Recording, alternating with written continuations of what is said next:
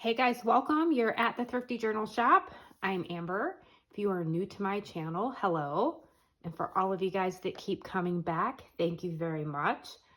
All right, today I thought I would just share with you how I put together my last binder. I was calling this like my everyday journal, and I absolutely fell in love with it. I do have a playlist, I will link it. And I also just recently posted a flip through. I believe it's in that playlist. If not, I'll link everything down below. But I made this journal and I started working in it in March, I think. And then I put it down for a while. And then I've just been using it all summer and I've just been missing it. So I wanted to show you just how I go about doing it. It's pretty easy, pretty simple, but I just thought I would share with you. So how I made this one was I was going to put this in my Etsy shop, but then I wasn't really happy with the binder here. So I had glued a little golden book on the cover like this. And then I ended up just covering it with this children's book. I think this was from a jacket, like a soft covered book. Okay, so if you're looking to maybe alter the cover, I'm just gonna basically tell you what I did. And I learned this tip from Gina over at Stellar J Studios, the Rebookery. She had some binders, years ago. I think she sold a binder and a little golden book cover, or the whole book, and then she did a series. That was super cool. I would love to do something like that at some point. But anyway, the tip or the trick is to sand the cover. So, this is just a sander block, but any kind of sandpaper, if you're wanting to cover it, that way it takes glue better. So just sand the cover down, and then you can take your little golden book or whatever book cover if you want to alter. Now, what I did for this one and this one is I used a combination of a glue gun and tacky glue, and this is on here solid. Like, it is not going anywhere. Now this one, the binder was really bad in this one, so this is like one of my unfinished projects here. I've never really tried to sew into this type of spine, so I don't know. This will probably be one that I keep for myself. But if you're looking to alter the cover, that's all I did. I sanded it, I used my glue gun and some tacky glue, and I put the cover on. But for this one, this is my new one that I just made.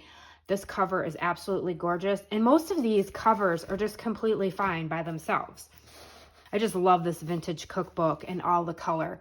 And so, guys, I've been feeling some color lately. So all I did for this spine and this spine, which you don't have to do, but I like to sort of reinforce the spine a bit, is I just took some parchment paper or wax paper,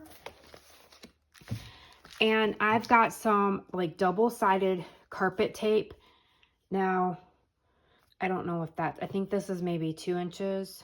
Yeah, I got my ruler. Yeah, so this is 2 inches. I like the 2 inch because it's nice and thick, but I think I have 1 inch also. All I do, this stuff is super sticky too. So just forewarning, is I just run a strip here. Make sure I'm in camera here. And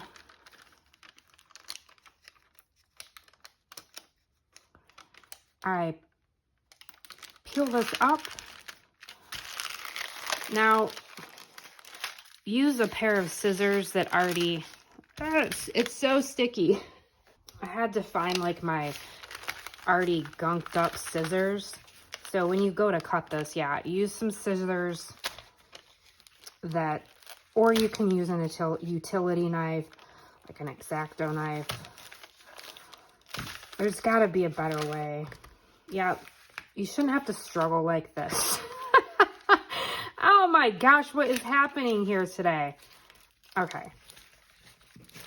Okay, I struggled all around with this today. I don't remember that being that difficult. Oh, well, you guys got to see me struggle. Anyway, so then I just put some fabric on. I just take my scraps. I might go a little bit wider than the tape. That's okay. You can cut that off. And I just add some of my fun scraps of fabrics that I have here.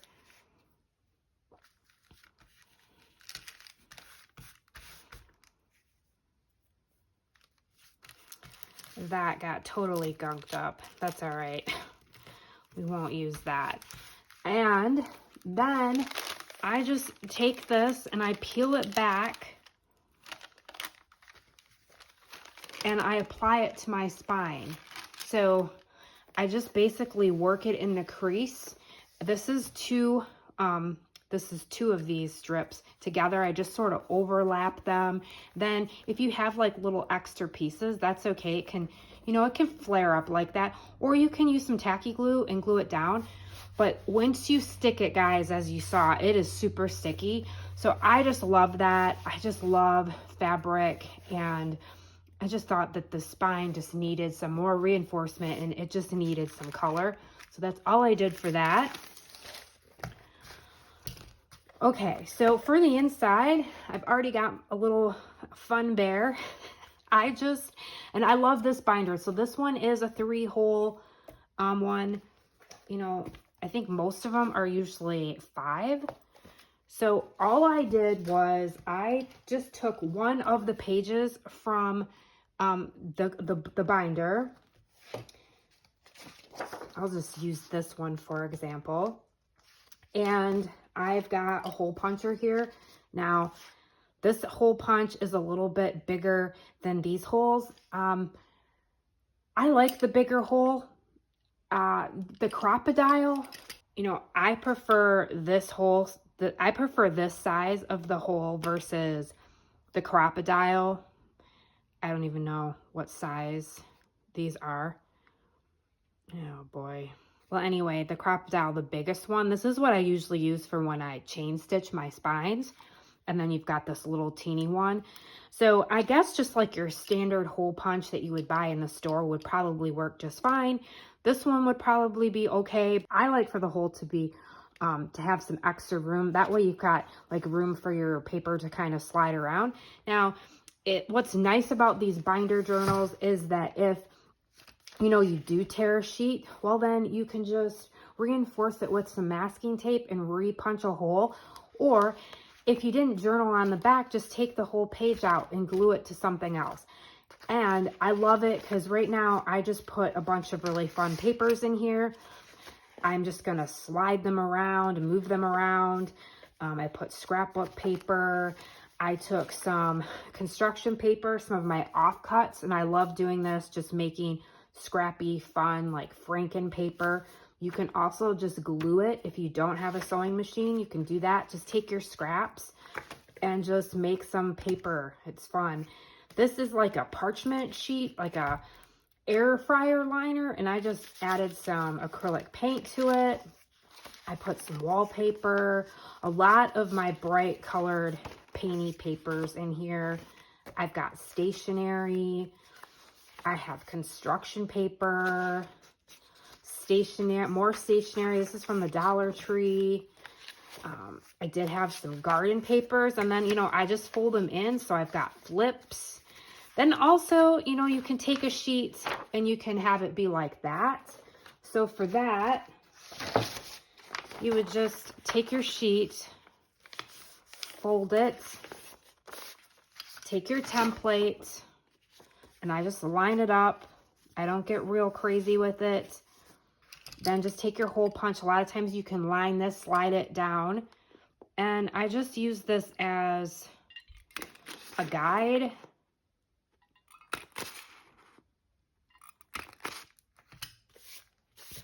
And then you have this sheet, and you can add it like that. And then you have like, you know, it's all, that's kind of cool. And then if you decide you want these to be separate, you can just cut that and you've got 2 separate sheets. So that's what I did for this. It's just, yeah, I like that. Then you can add longer papers and just fold them in. I love the pages from this cookbook though. There's a lot of these binders or dividers, I guess. And then they have pockets. So this is just a beautiful cookbook. I think this is 1974. And I believe I found this on eBay. And I think I only paid like $3 for it. It was really inexpensive, which I think is like a great deal. So yeah, I did not find this one in the wild. So then I just have some more sheets here that I'm going to add. I've got this paper right here, and I was just using some offcuts. So I thought I would just glue this. Usually I sew, but why not just glue it here? I'm just going to add that. Okay. And I'm just going to take my sheet, line it up, punch the holes. Okay. And then we'll add that. So just add any types of papers that you have. Scrapbook paper, you know, music paper, maps, construction paper. You could add paper sacks in here.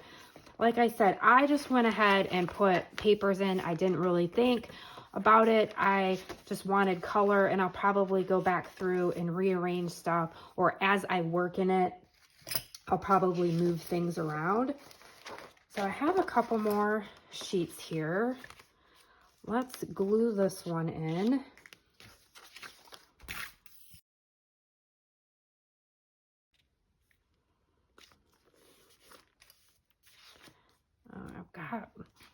Let's see, I've got a little bit extra here. I just thought, let's just add some fabric for fun. Now, I haven't added any fabric in here. A lot of times I'll go through and add fabric, but that's what's great about this type of journal also, is that you can pull things in and out and add fabric if you want to.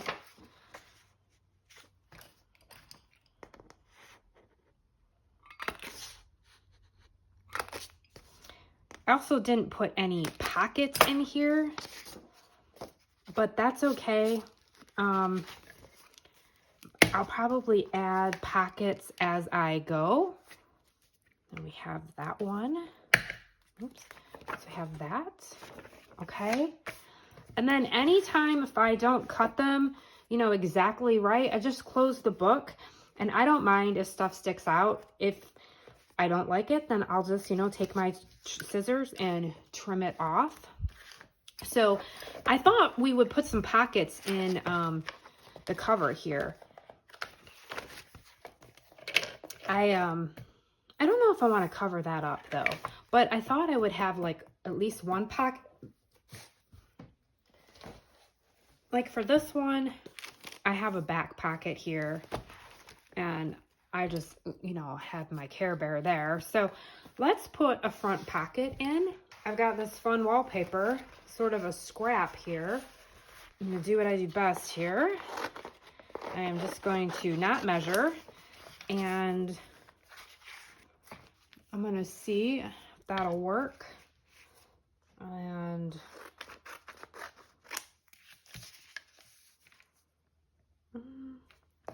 might be a little too deep, so I'm going to cut a little bit off. I don't know. I'm thinking I want to add some fabric to that pocket.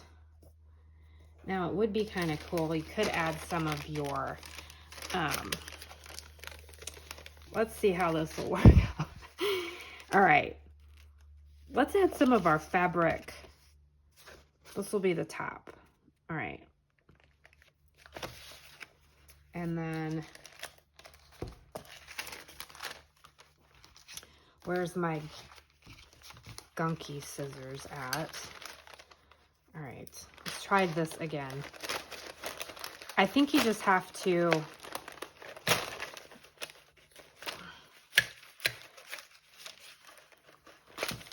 you're just gonna have to use some, you're just gonna have to get ugly with it and just use some scissors that you Don't care if, you know, you get gooky, sticky stuff. You could probably try to clean that with like a baby wipe.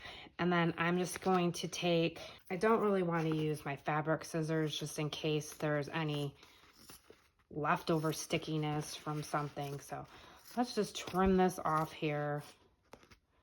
And it's going to be, that's all free of tape. I'm just going to use my pinking shears here. It's going to be grungy. It's going to be grungy. It's going to be scrappy. And then we have, you know, we have a pocket with some fabric. And we can always add more to that. So then I'm just going to take my tacky glue and run it along the sides here, run it down the bottom. That's usually what I do.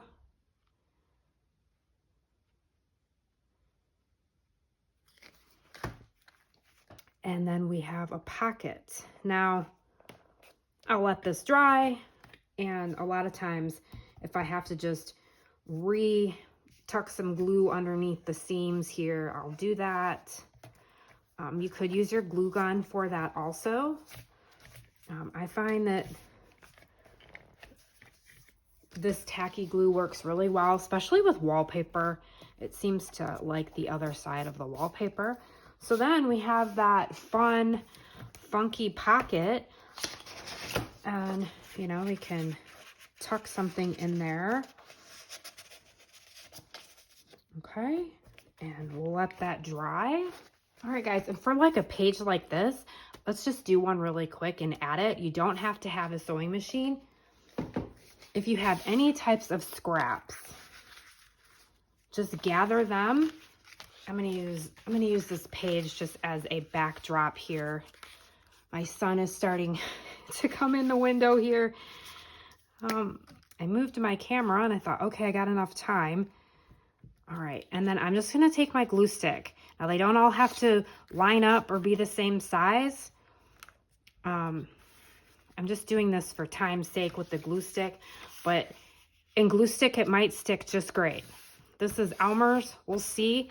If not, I would use the tacky glue and, you know, just give it a good stick.